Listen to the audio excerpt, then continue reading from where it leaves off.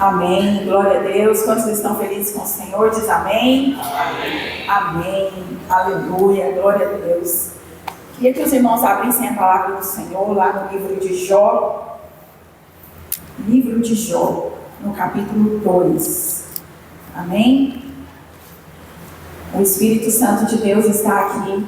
Amém? Amém. Quantos já sentiram a presença dele aqui nessa noite? Glória a Deus.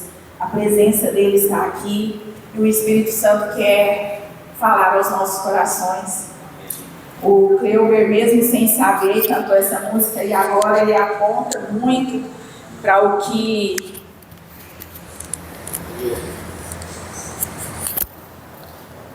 eu vou ministrar nessa noite. Então o Espírito Santo ele está aqui trabalhando, né? O Cleuber não sabia, mas aponta muito para a palavra dessa noite. Esse ano o pastor Ailton colocou esse tema para esse ano de renovo, e essa música fala de renovo, né? Deus tem o melhor para mim, Deus tem o melhor para você, e o que perdido foi, ouvirei de sua boca, te abençoarei. Amém? Quem crê no Deus que restitui? Amém? Quem crê naquele Deus que pode trazer de volta tudo que foi perdido, o Senhor pode restituir. Amém? Fala amém, irmãos. Glória a Deus, porque esse é o Deus que nós servimos. Aprove ao Senhor, no tempo dele, da maneira dele, restituir, né? Na palavra do Senhor também fala que a glória da segunda casa será maior do que foi a primeira. Então a nossa vida ela é constituída por fases, né? Tem fases que nós vivemos e desfrutamos do melhor de Deus. Nós colhemos os frutos, nós estamos alegres, nós estamos desfrutando de prosperidade, do bem-estar na família, de alegrias.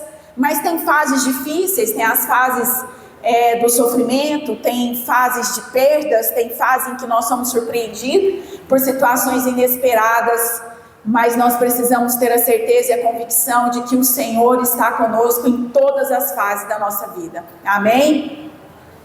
Hoje a gente estava ali no Empório trabalhando e no momento eu vi de relance na hora do jornal, passando que hoje comemora 5 anos daquele acidente que teve lá em Brumadinho, onde aquela barragem se rompeu. E eles mostrando, fazendo uma reportagem como é que está aquela cidade hoje, que foi totalmente devastada, né, pelo rompimento daquela barragem. E eu estava observando ali muitas pessoas falando assim que não é possível descrever em palavras aquele dia. A tragédia foi tão grande que mesmo se eu vi uma pessoa falando, mesmo se eu tentasse descrever, eu não conseguiria. Porque onde passava aquele paredão, aquele tsunami de lama, aquela avalanche de lama ia destruindo tudo pela frente, ia deixando um rastro de grito, de sofrimento, de dor, de devastação que eu nunca vi na minha vida. E aquela mulher falava assim em lágrimas, né, que ela pôde presenciar, foi uma das sobreviventes daquela tragédia ali em Brumadinho. Mas quando o repórter mostrava, ele passava que mostrando várias casas foram reconstruídas. Várias casas naquela cidade já foram reconstruídas, casas que estavam próximas à barragem, foram as primeiras a serem soterradas, né? Pessoas conseguiram reerguer aquelas casas, conseguiram voltar a morar, né, no lugar onde eles moravam. E eu pude ver ali naquela situação trágica, mesmo com tanta dor que envolve aquela tragédia, eu pude ver um raio de esperança. A vida continua, e quando a base é forte, ela pode ser reconstituída. Ela mesmo que venha, né, que na palavra do Senhor fala, sopraram os ventos, correram os rios, mas aquela casa permaneceu de pé. Então eu vejo assim que aquelas casas que conseguiram permanecer de pé, é porque elas tinham uma estrutura sólida, elas tinham uma base forte, que aquela avalanche de lama destruiu as paredes, destruiu o telhado, mas não destruiu a base. E eles conseguiram se reerguer da cinza, conseguiram se firmar, mesmo depois de tudo aquilo que aconteceu. Por que a Gisleide está falando isso? Eu estou falando isso como uma introdução à minha palavra, Esse personagem que eu vou falar hoje, eu vou falar sobre Jó, é um dos personagens que eu mais amo na Bíblia. É um livro que eu já li, já reli, e eu acho que é impossível você ler o livro de Jó sem se emocionar. É impossível você ler a história desse homem sem sentir a presença do Senhor, sem sentir o Senhor muito perto, o Senhor o tempo todo acompanhando a vida desse homem de Deus. E eu confesso para vocês que ontem, quando eu preparava essa palavra, muitas vezes eu falei, meu Deus, como é lindo o agir de Deus na vida desse homem. E que o Senhor abençoe, que eu consiga falar um pouco daquilo que o Senhor colocou no meu coração, amém? Então vocês podem abrir aí no livro de Jó, no capítulo 2, a partir do versículo 3, amém? Jó 2, 3.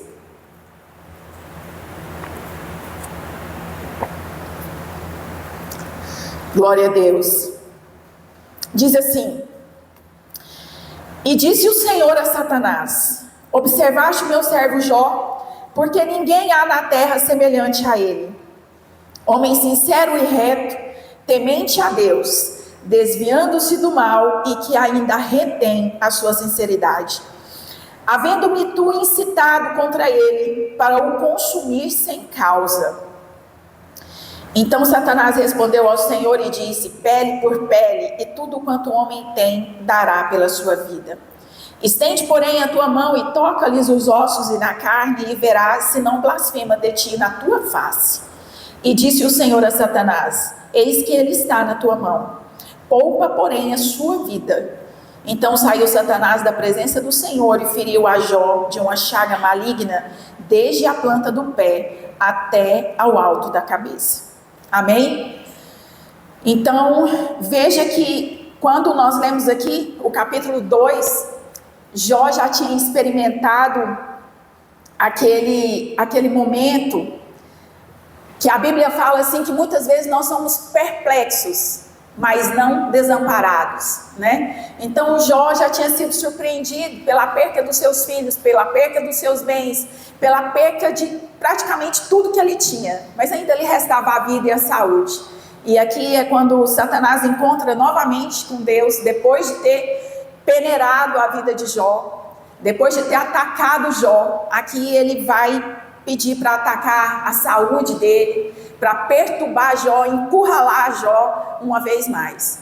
Então nós podemos perceber que Jó ele foi atacado nas áreas vitais da sua vida, nas áreas vitais da vida de qualquer ser humano. Ele foi atacado na saúde, ele foi atacado na área familiar. Irmãos, como é difícil eu não imagino, eu não sei dimensionar a dor de perder um filho, mas as pessoas que têm aqui, que são pais, que são mães, quando nós sentimos os nossos filhos distantes, mesmo estando perto, e se nós sentimos ele distante, já parte o nosso coração. Eu não sei se você, como pai, como mãe, já experimentou esse distanciamento, o momento que o filho fica distante, você fala, mas parece que nem você está ali, você percebe aquele distanciamento e aquilo te machuca profundamente. E aí você imagina Jó, que perde definitivamente os seus 7 filhos e as suas 3 filhas, de uma forma repentina. Jó foi aquele homem que foi, num piscar de olhos, de um homem que tinha tudo: fama, poder, riqueza. Tudo que qualquer homem sonha nessa terra, qualquer mulher sonha nessa terra, é fama, poder e riqueza. A maioria dos seres humanos sonham com isso. Poucas pessoas hoje sonham com a Nova Jerusalém. Poucas pessoas hoje sonham em ser ricos aos olhos de Deus. Sonham em ser bons aos olhos de Deus. Mas como seres humanos, nós somos muito tentados a sonhar com as riquezas dessa terra, com as coisas boas que essa terra oferece. E Jó tinha tudo. Ele tinha fama, era um homem respeitado, prestigiado, conhecido em toda aquela região. Aqui você vai ler que quando ele chegava na praça, os jovens se curvavam e os idosos, os sacerdotes, eles se levantavam em respeito a Jó. Onde ele passava, ele era respeitado, ele era conhecido, ele era prestigiado. Então Jó tinha muita riqueza. Ele tinha milhares de ovelhas, milhares de camelos, milhares de terras, de tantas coisas. Fala que ele tinha muitíssimos servos, empregados. Era um homem muito rico, muito rico. E ele tinha o poder porque ele dominava sobre tudo aquilo. Então Satanás olha para a vida de Jó e ele decide comparecer diante de Deus e fala: ele faz isso porque você dá tudo para ele. Ele só não te nega porque você abençoa ele em todas as áreas. E o Senhor permite, fala: então vai, pode tocar. E você vai ver que ele não vai blasfemar. Deus conhecia o final da história. Nós conhecemos o final da história de Jó, mas ele não.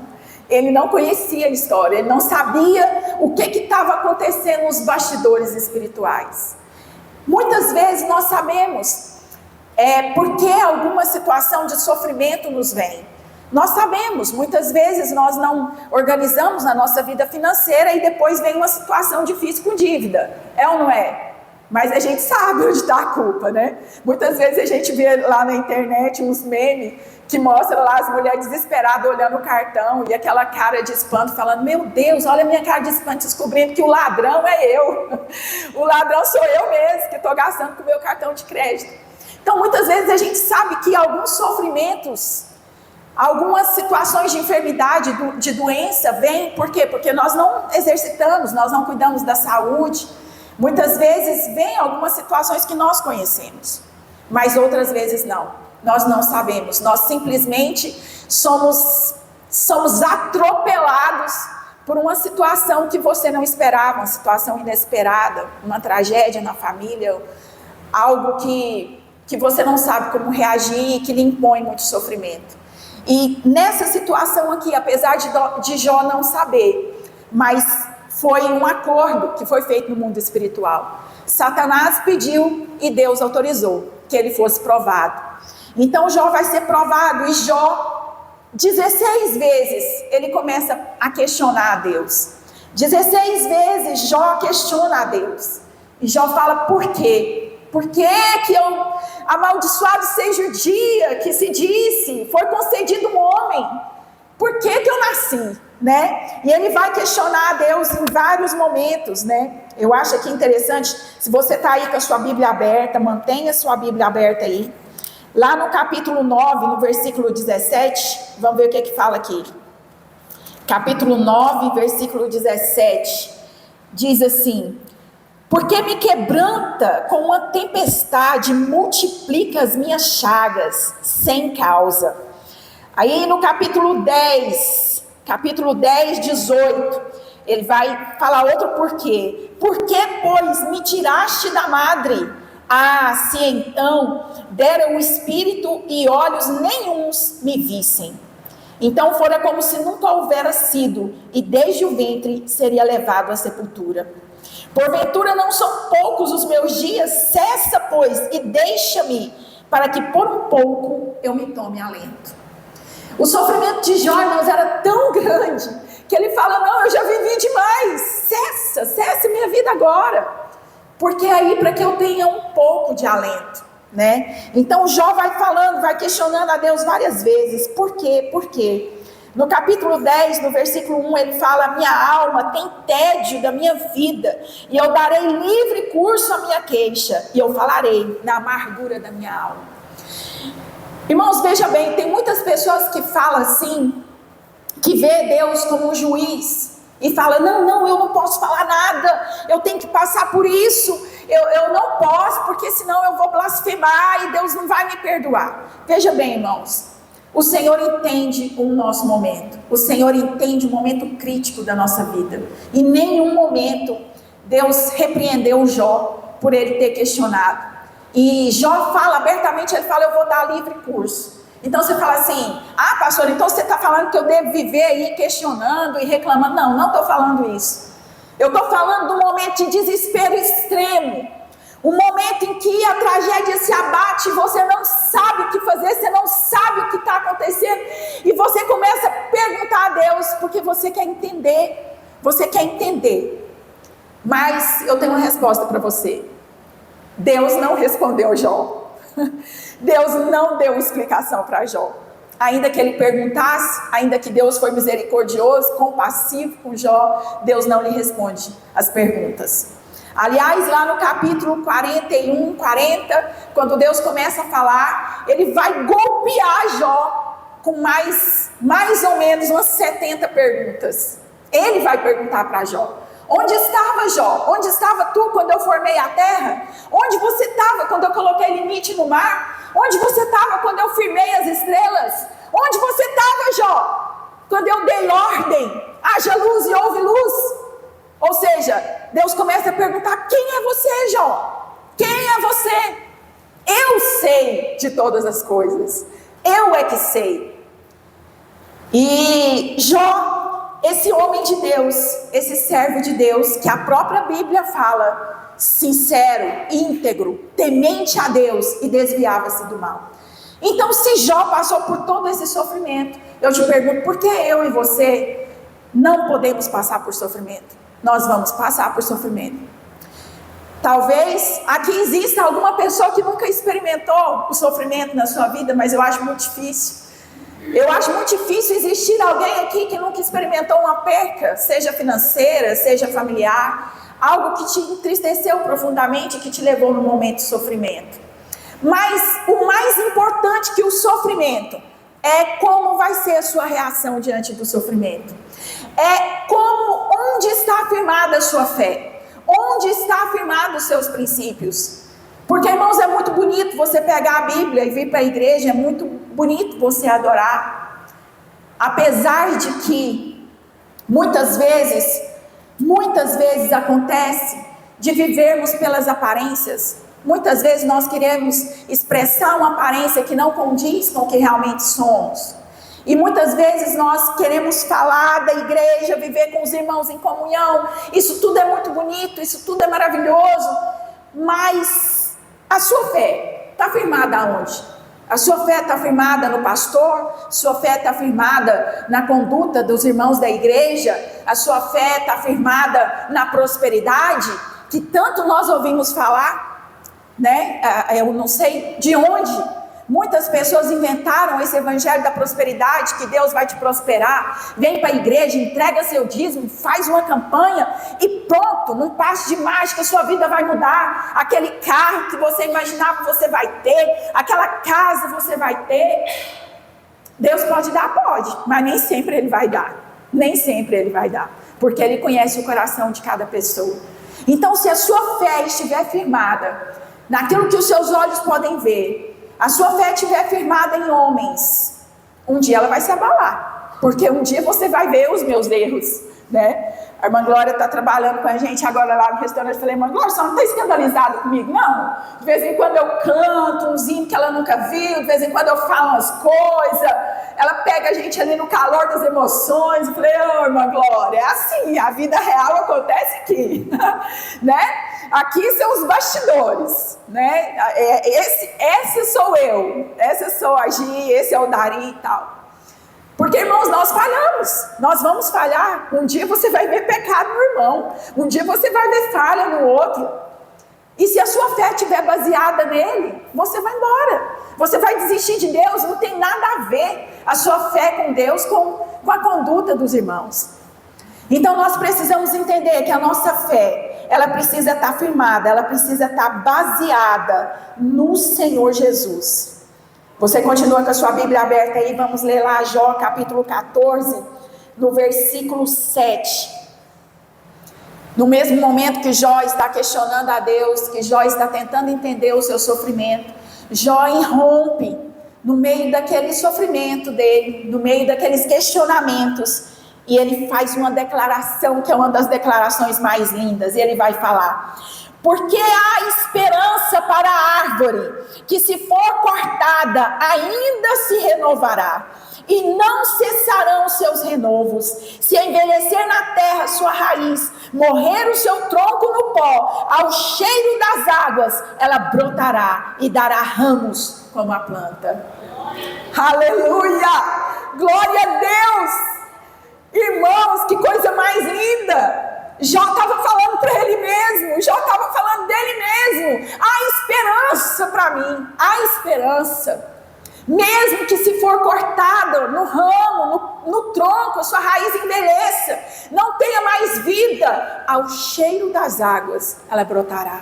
Amém? Porque Jó sabia que ele estava passando por um momento de sequidão, um momento de desilusão, mas era apenas um momento. Ele falava, ao cheiro das águas brotará. Porque ele sabia que as águas viriam, a estação da chuva ia chegar, a estação da vida dele ia mudar, a chave ia virar, em algum momento aquela situação ia virar. Ele fala, ao cheiro das águas ela brotará. Então Jó começa a encher o coração de esperança. E aqui no capítulo 13, também no capítulo 13, no versículo 15, ele faz uma outra declaração e ele fala, ainda que ele me mate, nele esperarei, contudo os meus caminhos defenderei diante dele. Jó afirma mais uma vez, ainda que Deus me mate, nele eu confiarei. Amém, irmãos? Que nível de fé que esse homem chegou. O que mais que precisava acontecer com Jó? O que mais que restava para Jó? Ele já tinha perdido os filhos, já tinha perdido os bens. Aqui fala que ele virou motivo de riso para os próprios funcionários. Ele clamava, ele chamava para alguns daqueles que eram funcionários que ele sempre tratou bem, tratou com dignidade, foi justo, abençoou a vida de todos os servos dele. Aí fala que depois ele clamava, ele pedia, vem cá. E eles passavam e riam de Jó. Perdeu todo o respeito, perdeu todo o prestígio que ele tinha. Então o que mais que faltava para Jó perder? E ele vai e fala, ainda que Deus me mate, nele eu confiarei. Amém? Irmãos, você está compreendendo, você está entendendo a palavra de Deus? É a palavra do Senhor, irmãos, não sou eu que estou falando.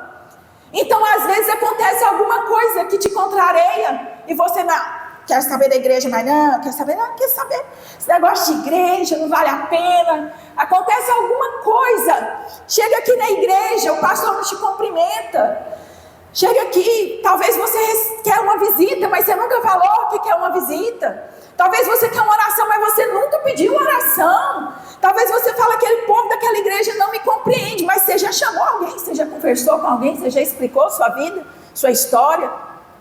Muitas vezes nós criamos expectativas em cima de coisas que não existem. E muitas vezes nós nos aborrecemos por ideias que são plantadas na nossa mente que não condiz. Entendeu? Muitas vezes o pastor não te olhou, não conversou com você, ele estava pensando em outras coisas, não foi pessoal, não é nada contra você. E muitas vezes as pessoas se aborrecem e vão embora. Aí larga a igreja, larga a comunhão, e larga Deus, e larga tudo. Mas você sabe qual que é a coisa mais fácil de dar, irmãos? É desculpa. Desculpa é a coisa mais fácil de dar. Quando a pessoa não quer, não adianta. Não adianta. Se a pessoa não quiser, ela vai achar uma desculpa em todo lugar que ela for. Ela vai achar desculpa para não permanecer no trabalho, ela vai achar desculpa para não permanecer na igreja. Já viu umas pessoas que você conhece, parece que é uma bênção. Aí você fala, irmão, onde você congrega? Aí a pessoa fala, então, né? Eu já congreguei naquela lá, naquela outra, tá? Naquela outra. E agora eu não estou em lugar nenhum. Então, irmão, se você vê alguém falando assim, ora por ele, irmão. Ora por ele, entrega nas mãos de Deus, porque essa pessoa está precisando de oração. Então, Jó fala assim, ainda que Deus me mate, nele eu confiarei. Então aconteça o que acontecer, venha o que vier, a minha confiança está no Senhor. Quando vem a esposa de Jó e fala, amaldiçoa esse Deus e morre, pelo amor de Deus, você está doido? Você está vivendo aí nessa miséria degradante. Irmãos, na Bíblia fala que veio uma chaga sobre a pele de Jó, que cheirava mal. Eu imagino aquelas feridas expostas ali, abertas, que as moscas assentavam. Que situação! A esposa de Jó chega nele e fala, amaldiçoa, acaba logo com isso. É só você amaldiçoar Deus e você morre. Pronto, acaba com isso agora. Né? E ele fala, você fala como uma doida, mulher. Porque o bem você gostou, as roupas de grife, as bolsas, viagens caras e tal, você gostou, estava tudo bem, né? Quando eu estava te dando tudo, quando Deus estava nos abençoando, o bem que veio de Deus, você aceitou. É fácil aceitar o bem de Deus, não é, gente? É fácil aceitar o conforto, aceitar a prosperidade, aceitar o bem que veio de Deus. Nós aceitamos, aleluia, regozijando. E aí ele fala: o bem que veio de Deus você aceitou, mas o mal agora não queres tu aceitar? Cai por terra o inimigo de Deus. Deus me deu e ele tomou. Bendito seja o nome do Senhor. Aleluia. Olha o que Jó fala: Deus me deu, ele tomou, bendito seja o nome do Senhor. Você percebe que em nenhum momento Jó vai blasfemar contra o Senhor. Nenhum momento ele vai questionar a soberania de Deus. Em nenhum momento. Apesar dele questionar a situação. Por quê? Ele tenta entender, mas ele não questiona a soberania de Deus. Em nenhum momento. Então ele aceita que a vontade de Deus é aquela. E ainda que ele tenha muitas perguntas que ficaram sem respostas, ele fala: ainda que Deus me mate, nele eu confiarei. Amém? Então, Jó, ele é um exemplo para nós, um exemplo de fé, um exemplo de uma fé inabalável. E hoje eu quero perguntar para você onde a sua fé está firmada. Em que você tem firmado a sua fé, a sua conduta cristã? Você vem aqui, você ouve a palavra de Deus, mas quando você sai lá fora, quando você se depara com as circunstâncias da sua vida, você permanece fiel? Você permanece fiel à palavra do Senhor? Eu não estou falando para você permanecer fiel à palavra do pastor, mas é essa palavra. Na palavra do Senhor diz que muitos perecem por não ter conhecimento, por não examinar a Escritura. Muitas vezes as pessoas se veem perdidos, não sabem o que fazer, não sabem o que fazer da sua vida. Você sabe por quê, irmãos? Porque a felicidade é passageira, os momentos de alegria são passageiros. Eu não estou falando isso só para o ímpio. Nós também que estamos na presença de Deus, nós não estamos imunes a momentos de tristeza, momentos de sofrimento. Mas eu quero dizer para você que o mundo pode te oferecer bens, pode te oferecer amizades, pode te oferecer noites de prazer, pode te oferecer diversão, muita diversão.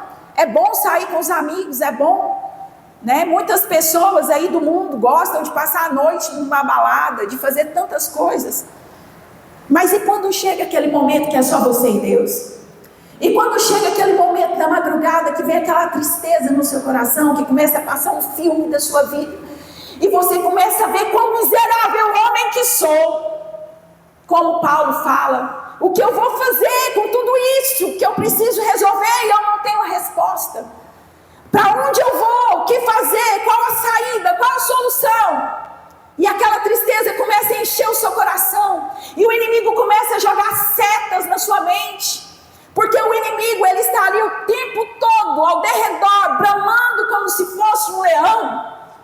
Então depois que passa o efeito da bebida, depois que os amigos vão embora, tem um poema, que quando eu estudava eu gostava desse poema, que fala: e agora, José?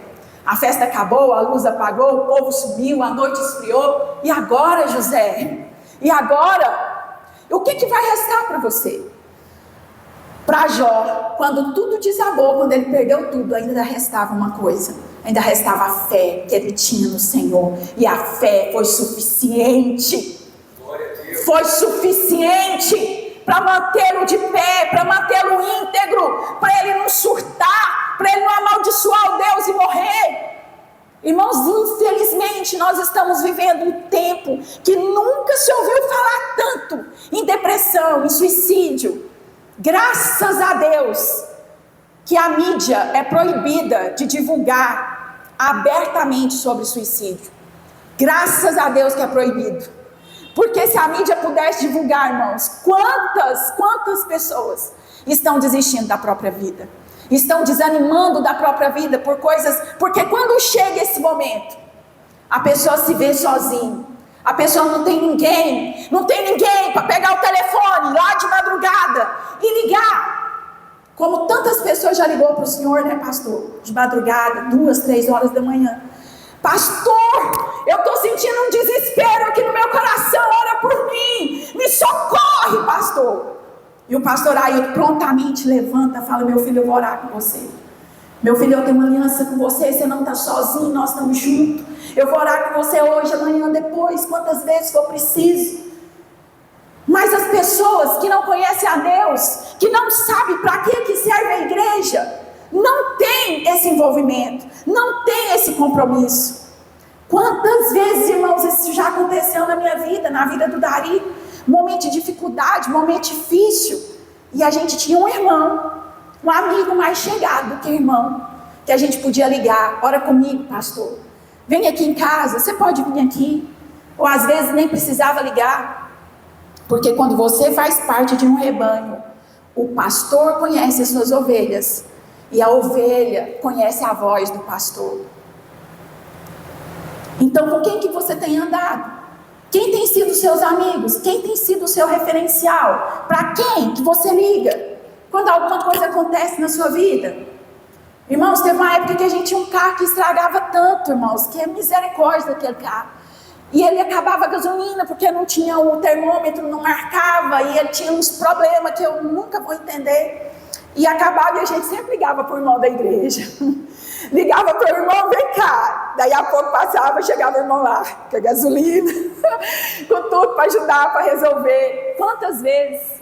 Irmão, se você ainda não desfruta disso, passe a desfrutar. Passe a encarar a igreja não só como um clube social, mas como uma aliança firmada no Senhor. Porque isso é ser igreja, é caminhar junto até chegar lá no céu, até cruzar os portões celestiais, é estar junto na alegria e na tristeza, né? E é para isso que serve a igreja.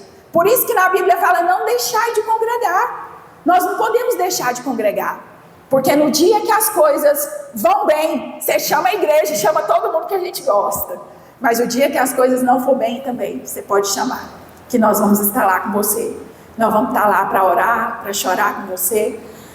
Quando os amigos de Jó chegam, quando eles chegam, havia uma tradição judaica que no momento de luto, os amigos, as pessoas podiam chegar e ficar sentado do lado da outra pessoa. Mas quem dizia a primeira palavra era só a pessoa que estava enlutada. A outra pessoa não tinha o direito de começar um diálogo. E você já viu tanto que a gente é tentado a falar? Quando alguém está passando um momento de situação de sofrimento, alguma situação difícil, a gente chega e já quer falar. Olha, porque eu já passei por isso, olha, porque isso, porque aquilo, porque isso, porque... A tradição judaica dizia: você senta em silêncio e espera a outra pessoa começar. Se a outra pessoa não começar, você não fala nada. E você sabe quantos dias que os amigos de Jó ficaram sentados com ele lá em silêncio, sem falar nada? 7 dias eles ficaram em silêncio, esperando que Jó falasse alguma coisa. Mas sabe o que esses amigos de Jó estavam fazendo? Eles estavam dizendo: eu estou aqui, a hora que você quiser falar, eu vou te ouvir. Você tem todo o tempo do mundo, porque quem está sofrendo aqui é você, quem está experimentando essa situação difícil é você, mas eu estou aqui, a hora que você quiser falar, nós estamos aqui. Então eles ficaram lá 7 dias, em silêncio, esperando que Jó começasse o diálogo, e só depois então que eles foram falar. Irmãos, já estou partindo para a conclusão da minha palavra. Eu quero, se você ainda estiver aí com a Bíblia aberta, eu quero que você abra lá no final de Jó, no capítulo 42.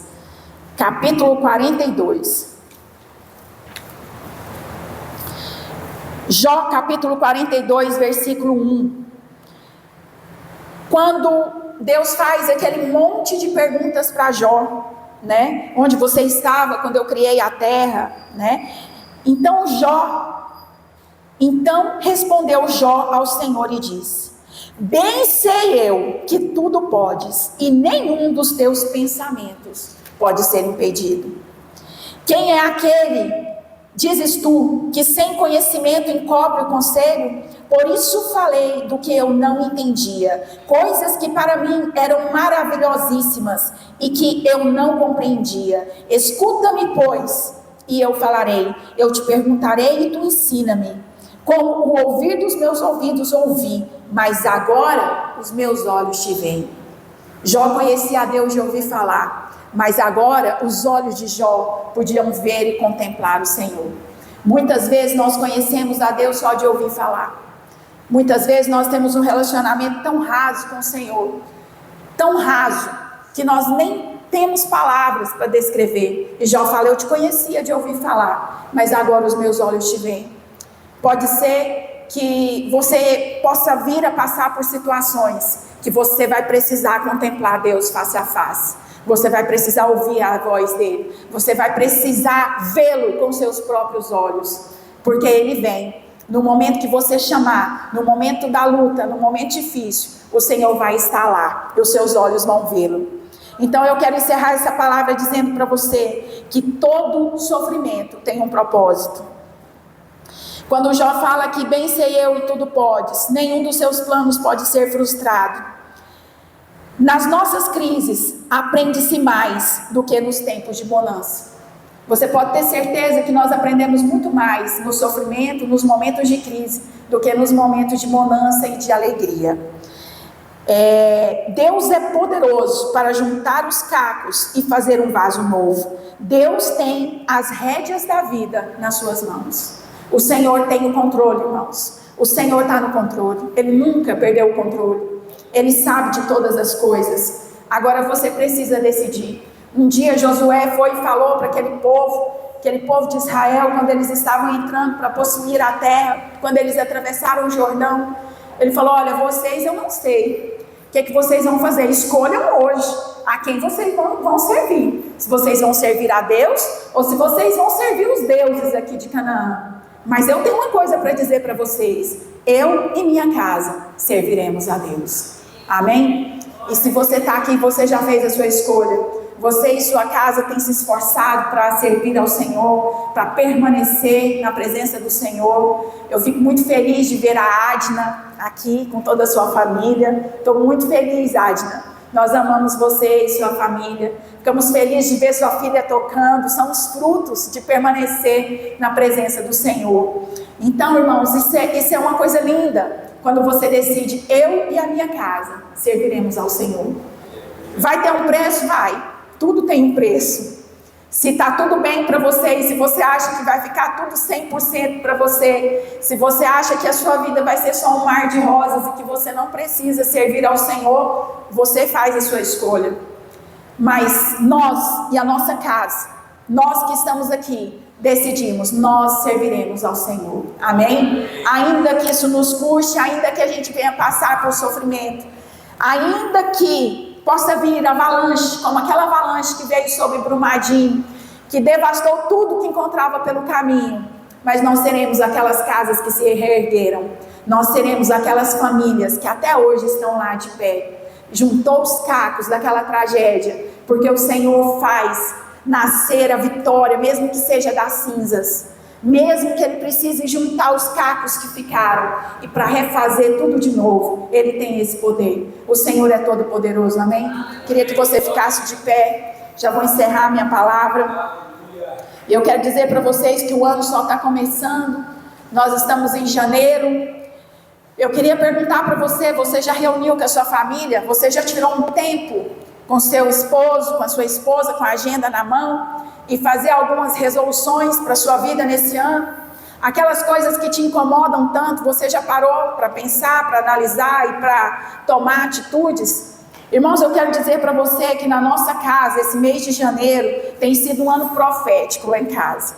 Nós temos mexido em coisas, irmãos, que tinha anos que estava parada, e que a gente olhava e falava: eu preciso mudar isso, eu preciso arrumar aquilo, eu preciso. Sabe quando você fica falando: eu preciso, e não faz? Esse ano nós fizemos uma resolução na primeira semana de janeiro e falamos: não, tem muita coisa que precisa ser mudada. E a gente começou a anotar e começamos a falar: então se tem que mudar, vamos embora mudar agora. É janeiro.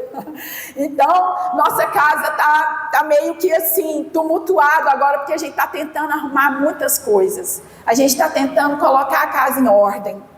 E eu convido você a fazer isso também. O pastor Ailton tem falado sobre resolução, né? Você fazer uma resolução, né? Faça resoluções que é conveniente a você. Decida esse ano tirar um tempo para você como casal, só vocês dois, sair juntos de namorado, dedicar um tempo a mais para o seu esposo, para a sua esposa, um tempo de qualidade. Decida sair com seus filhos, priorizar um tempo em família, fazer um culto doméstico na sua casa. Não precisa de ninguém, não precisa do pastor, não precisa de ninguém. Pega lá, reúne, você que é sacerdote, pega uma Bíblia, lê com seus filhos, faz uma oração na sua casa, abençoa a vida da sua esposa. O dia que a sua esposa estiver muito nervosa, estiver falando assim, coisa com coisa, e uma hora fala uma coisa, outra hora fala outra, e uma hora tá chorando, outra hora tá rindo, fala: Senhor, vem cá, amor. Dari faz isso, irmãos, tem dia que eu fico com uma raiva. A hora que ele vê que eu tô muito assim, desequilibrada, ele diz: Leide, vem cá. E eu: ai, meu Deus, vou pôr a mão na sua cabeça e vou profetizar. E ele começa a orar para mim: Senhor, tira essa inquietação do coração da Gislaide, acalma essa mulher, Senhor. E na hora eu fico com raiva, mas depois eu fico mansinha. Depois vocês acreditam que dá resultado? Então ora pela sua esposa, ora pelo seu esposo, ora pelo seu filho. A hora que você vê que as coisas estão meio embaçadas na sua casa, chama todo mundo, fala: não, para com isso aí. Começou discussão, começou distanciamento, chama todo mundo. Ora, profetiza na sua casa. Decida que esse ano vai ser diferente na sua vida. Decida que você vai fazer uma aliança com Deus. Esse ano eu vou para a igreja, esse ano eu vou mudar, esse ano eu vou permanecer, esse ano eu vou investir na palavra, esse ano eu vou tirar tempo para meditar, eu quero orar, eu quero jejuar, eu quero ter experiência com o Senhor. Eu quero dizer, o ano só está começando, nós estamos em janeiro, ainda temos 11 meses pela frente, então dá tempo. Dá tempo, é agora. Faz uma resolução na sua casa. Eu não sei o que está lá na sua casa que você tem que resolver, mas resolve. Dá trabalho? Dá. Mas deixa eu falar uma coisa para vocês. Tudo que é enfrentado, ele pode ser mudado. Mas aquilo que não é enfrentado, já está errado, já está condenado ao fracasso. Tem situação difícil para resolver? É difícil, mas resolve. Senta, resolve. Amém? Coloca uma resolução: esse ano esse ano eu vou fazer isso. E eu sei que tem irmãos que estão fazendo isso aqui, e que o Senhor abençoe vocês na sua determinação de cuidar melhor da saúde, de cuidar melhor do seu relacionamento. Mas não esqueça de priorizar a palavra do Senhor. Não esqueça de tirar um tempo para meditar e para se fortalecer em Deus. Amém? Eu quero orar com você rapidamente, encerrando essa palavra. Que o Senhor Jesus continue ministrando aos nossos corações. E se você puder, e se você quiser, e se você achar que é conveniente para você, leia o livro de Jó. Leia esse livro, são 42 capítulos. Você deve conseguir ler ele em uma semana. Você lê esse livro e Deus irá falar, Deus irá falar de forma tremenda no seu coração. Amém? Senhor Deus, eu quero abençoar agora, Senhor, essa igreja. Eu quero abençoar esse povo, Senhor, que se reúne aqui para ouvir a Tua voz, para ouvir a Tua palavra. Senhor, eu sei que eles não vieram aqui em vão. Eles não voltarão, Senhor, com as suas mãos vazias, porque é o Teu Espírito Santo que fala, é o Teu Espírito Santo que ministra. Oh Deus, em nome de Jesus, que o Senhor possa, Senhor, nos ensinar, Senhor, a permanecer firme, Senhor, a despeito das circunstâncias. Que a nossa fé, Senhor, esteja firmada no Senhor e na Sua palavra, Senhor, para que possam vir os ventos, Senhor, possam transbordar os rios, mas a nossa casa permanecerá de pé. Oh Senhor, nós precisamos da Tua ajuda, Senhor. Tu és o nosso Pai, Tu és o nosso pastor, nós somos Teu povo, Senhor, e nós precisamos do Senhor, ó Deus. Conduz-nos, ó Pai, esteja conosco, Senhor, nos ajude, Senhor, nas nossas resoluções, naquilo que nós precisamos fazer, ó Deus. Renova as nossas forças, ó Pai. Que o Senhor esteja abençoando cada família aqui representada, cada pai, cada mãe que está aqui. Que o Senhor visite cada filho, Senhor. Que o Senhor visite agora cada esposo, cada esposa, cada mãe, cada pai.